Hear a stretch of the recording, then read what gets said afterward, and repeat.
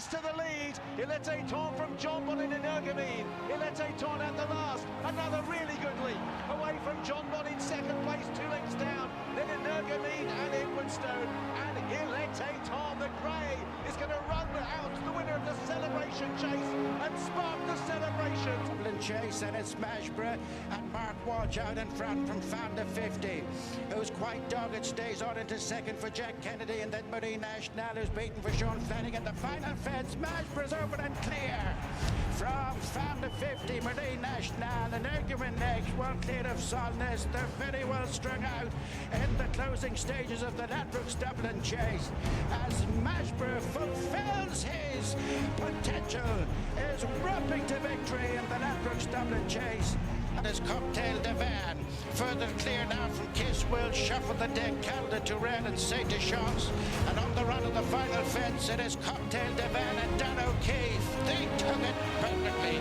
From Kiss will shuffle the deck, Calda Tourelle and Saint Chance. And on the run into the closing stages of the Ballyfad, the Reddish Rising Stars begin its chase.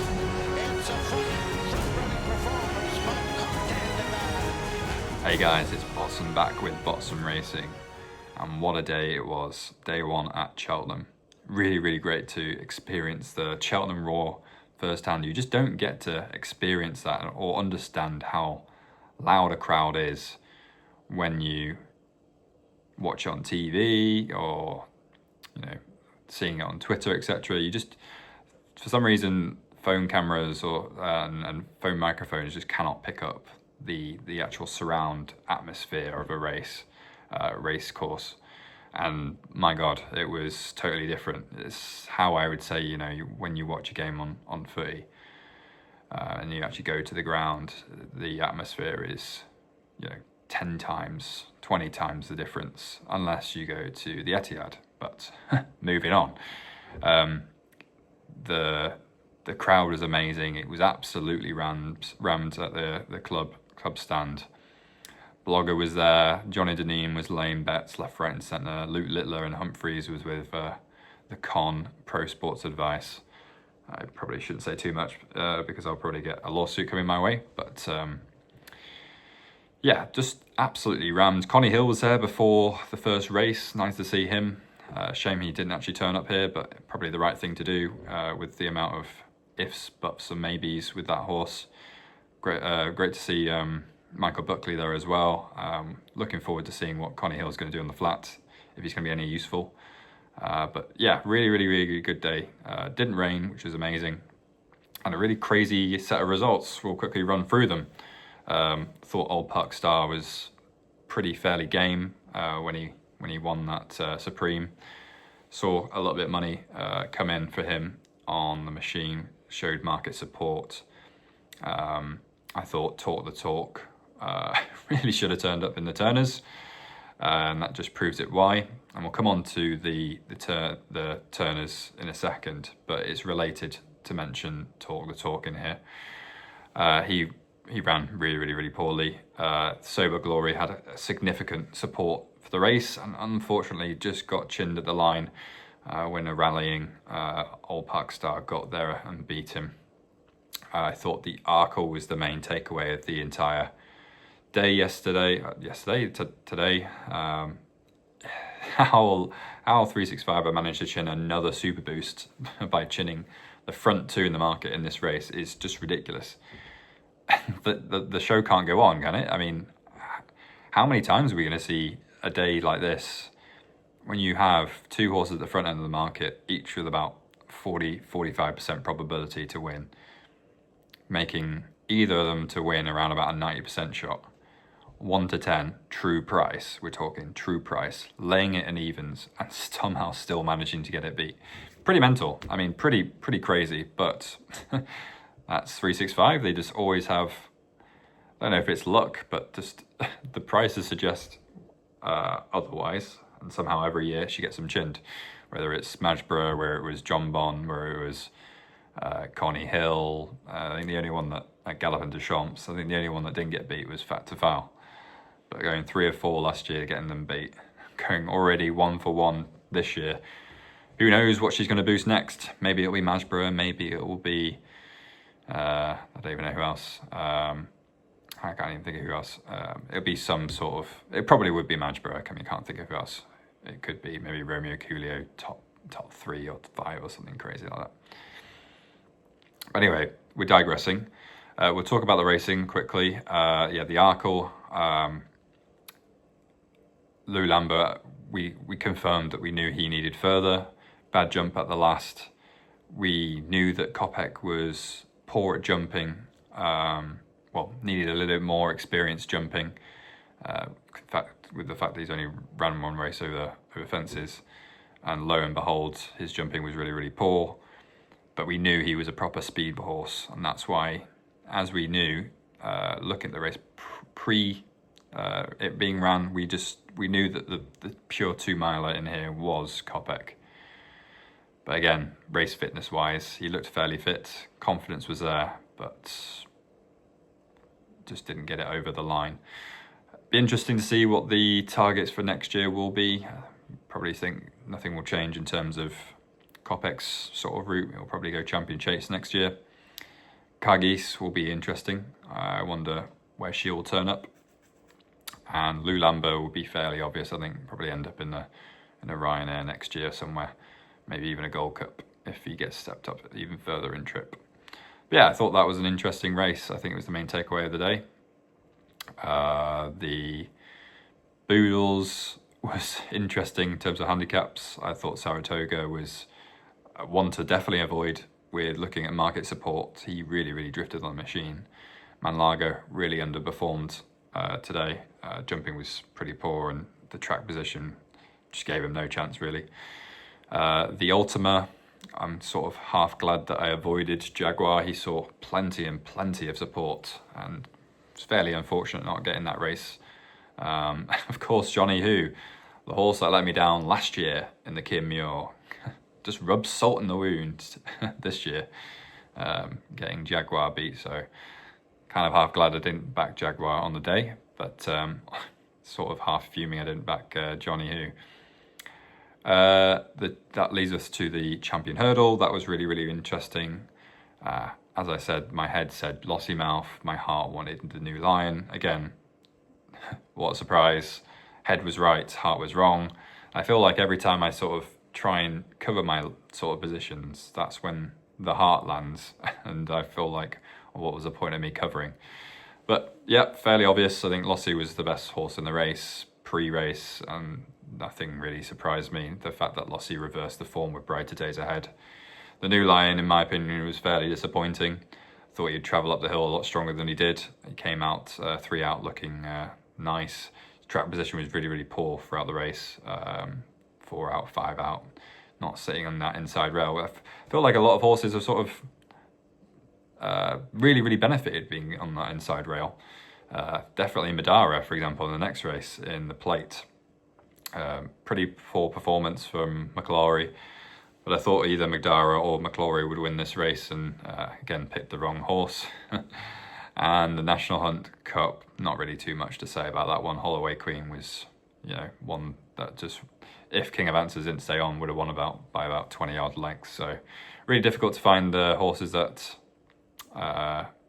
really difficult to find horses that would stay that extended trip, especially when none of them really have run over that distance. And you can only really sort of punt on ones that have similar sort of previous form over 3 mile 4, 3 mile 5, 3 mile 3, and sort of hope that they stay on a little bit further and the mark isn't going to hamper them for their stamina.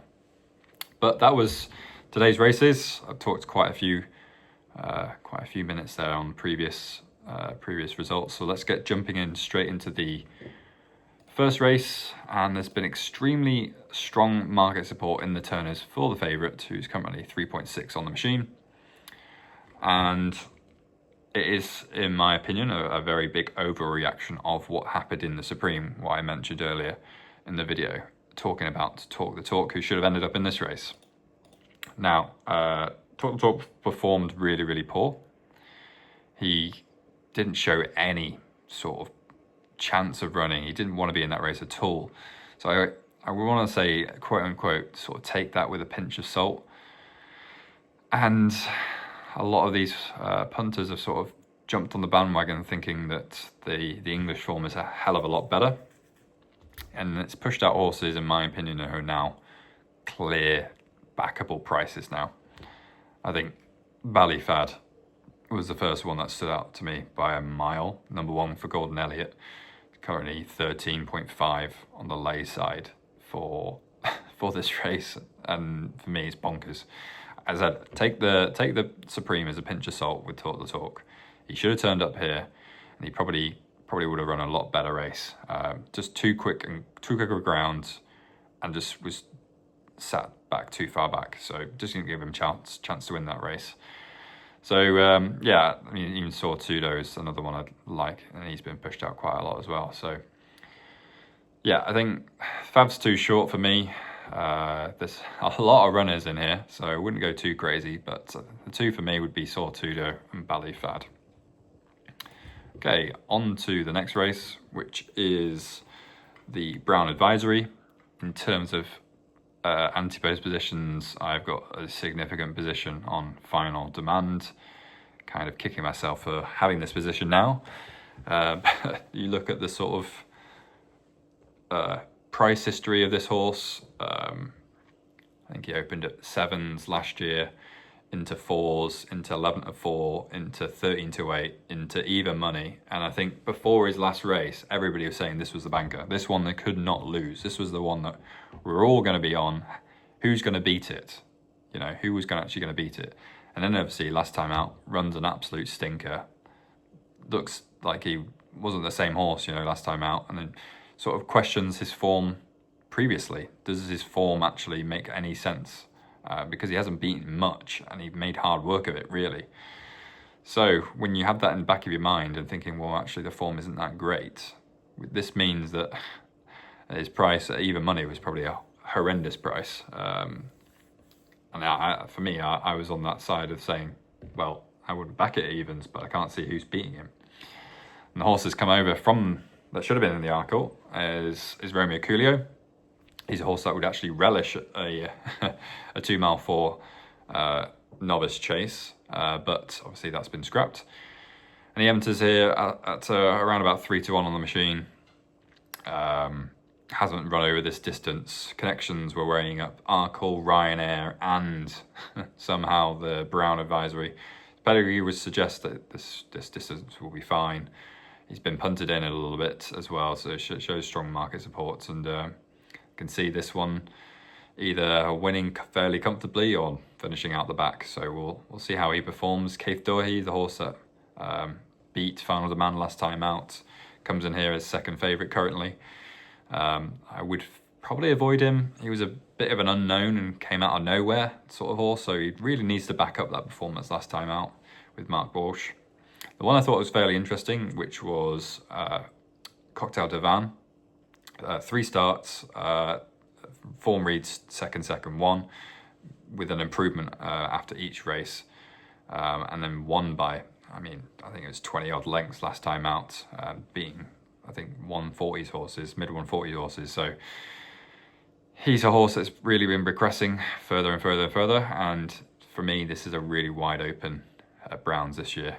I'd want to be going after probably Romeo, and you know what you're going to get with Koktail Divin. So, 7 to 1, 15 to 2, even 13 to 2, I'd take this price.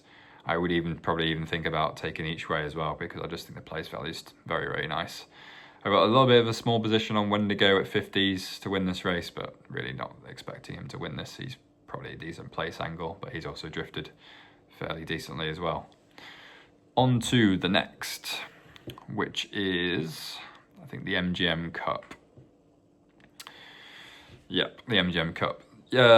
Few things in here I thought of note. I couldn't really fancy the Fav, Stormheart. Kitara was strong in the Skelton's Yard. Yellow Clay off top weight I really couldn't fancy.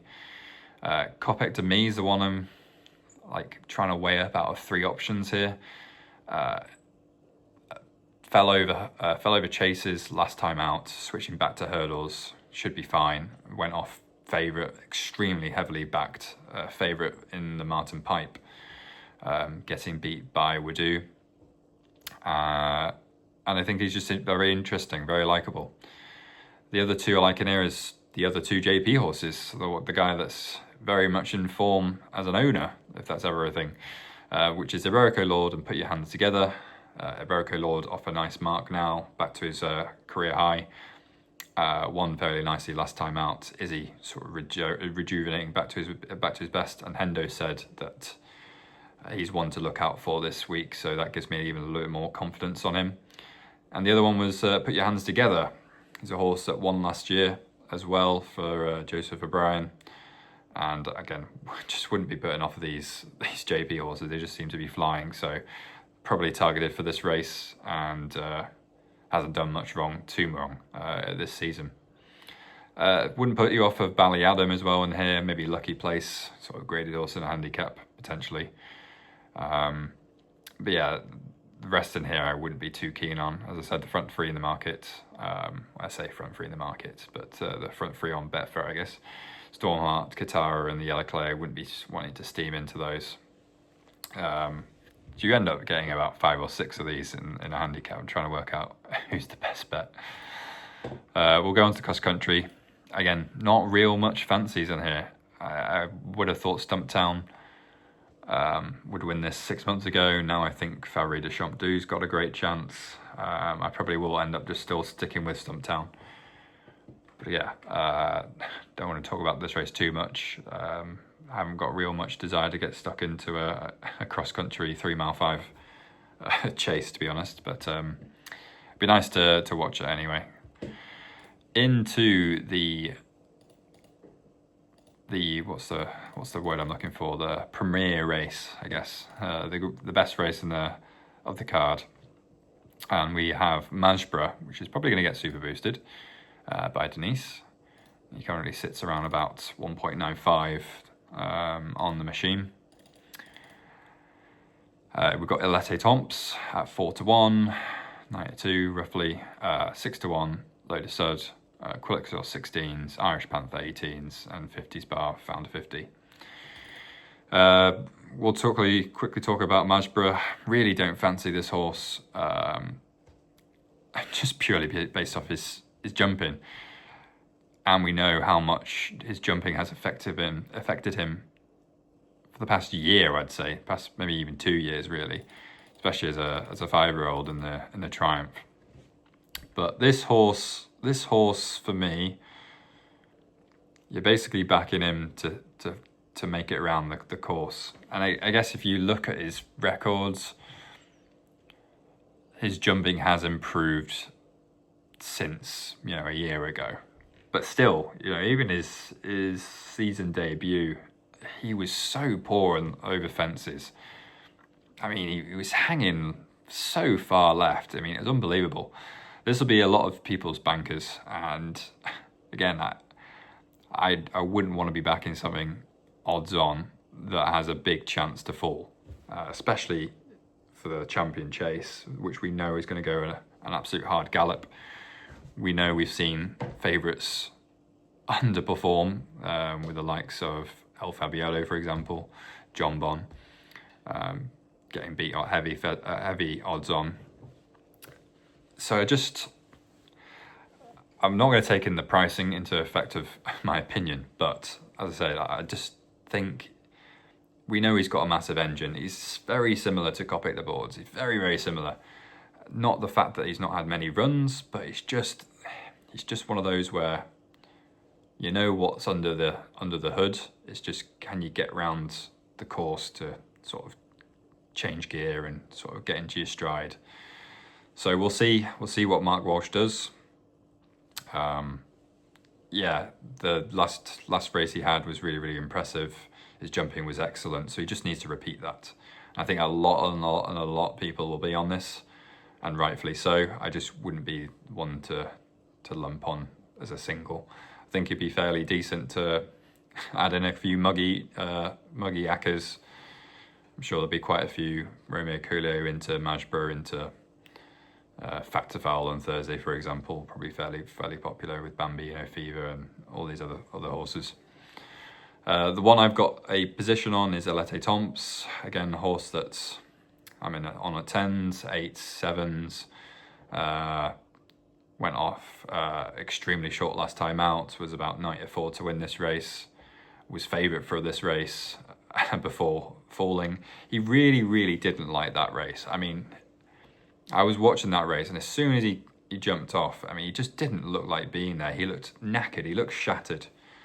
It just looked like he just didn't want to be there. And he's had a decent layoff. He hasn't been seen since, I'm looking at Lotus Sud, whoops. He hasn't been seen since January, so he's had a nice time, prep at home, get his stamina back, because he was running virtually every month. Now he's had a little bit longer, an extra couple of weeks, hopefully we'll get him there, raring to go. But he just looked unbeatable, you know. He absolutely battered John Bon and Lotus Sud in the Tingle Creek. He looks unbelievable in that race. And then just didn't look like anything in the Sandringham, the Clarence House, sorry, when losing to John Bon. But as I said, this horse has a lot of gears, a lot of engines. He's beaten the likes of Gaelic Warrior. He's beaten John Bon twice. He's won by 20 odd lengths in his first race of the season. So we know what he's got under the hood. It's whether that sort of race last time out has taken a lot out of him. It's very similar to Final Demand. Do you think he backs up that performance after a really, really poor run? I don't think Final Demand will back up his performance, but I just have an inkling that Etait Temps might just come back to form. He's seen a little bit of market support as well. I just really hope that for once I'm on the second string for Mullins and it will work. I've got Paul Townend on board, big plus. I just hope that he's got his ideas up, he's got his ideas buckled up, and usually it would be Danny Mullins on board on this, but as Mark Walsh takes top priority for JP, Paul is on board here. Again, wouldn't be too confident on Lotus Sud, wouldn't be too confident on Irish Panther. He should have gone to the Arkle. For some reason, the Connections decided to go to the Champion Chase. Founder 50, no. Quilixios, no. So I think it's between the front two in the market. I just hope for once one of these horses that I backed and planned out 6 months ago gets home. We'll move on to the next race, the penultimate race of the card. And there's a few in here that I like. There's one at a really, really big price that I like as well. In fact, we'll start off with him. It is Martator. That's how you say his name. Trained by Venetia Williams. Going to be ridden by Charlie Deutsch. His form just reads really, really, really bad. But if you take into account that Venetia Williams' yard was off to a howler last year at the start of the year, you can understand how you can sort of almost put a line through the yard's form during the early starts of the season. And this one's around about 50 to 1 each way. I think he's really one that's probably just been missed in the market. I don't think he'll be shortening up anywhere near. I don't think he'll be shortening up. I don't think he'll be drifting too much. I think he's found his sort of price. But if you sort of forgive it, horses have been running a lot better. So there's a good chance that maybe one of these sort of runs into a place and gets us a nice bit of place money. Really not expecting this thing to win, but I think each way could show a bit of class just to snag home one of these extra places on site.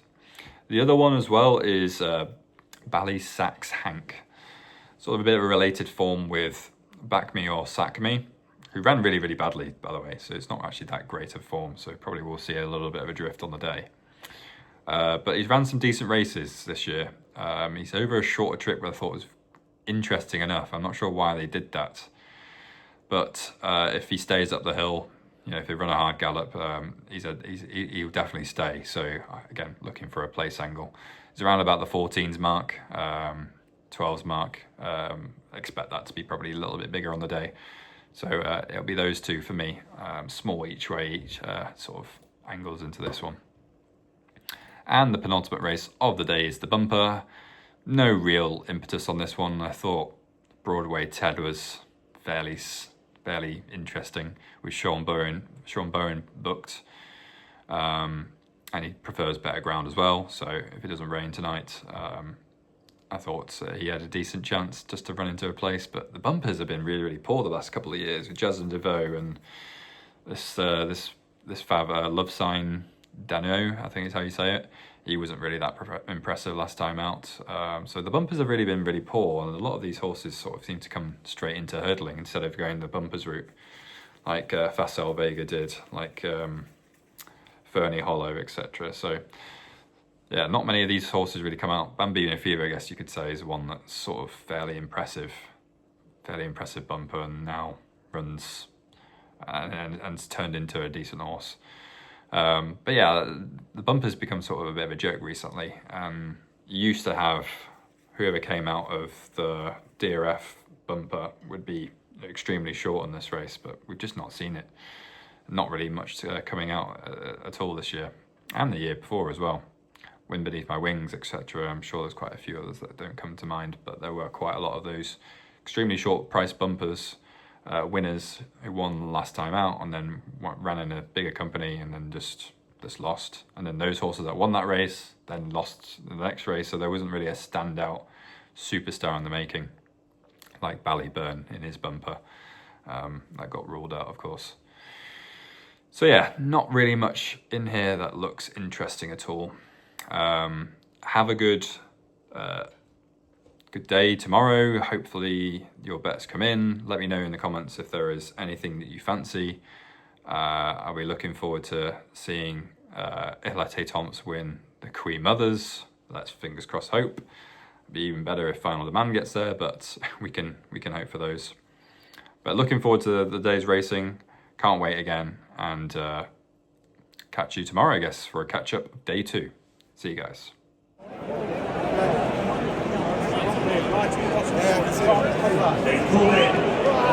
Yeah,